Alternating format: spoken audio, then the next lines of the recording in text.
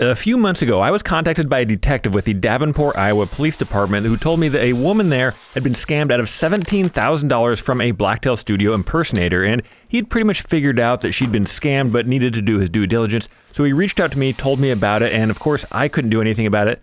Well, I could do one thing about it, and that was to actually build her the table that she tried to order. And this detective worked undercover with me and got me all the details of the table she wanted. And this is why I'm doing a blue table. I haven't done a blue epoxy table in like 7 years, but this is what she wanted, so that's what I'm making.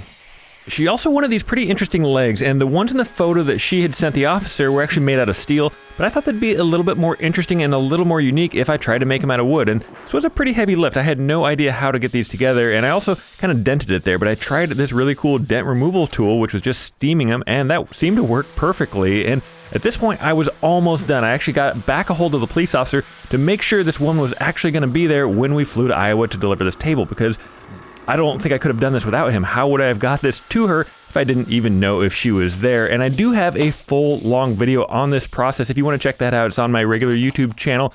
But here is a quick reveal of the table and her reaction when we delivered it to her. The least I could do is make you the table that you tried to order. You don't have This is one of the most beautiful things you could have done for me.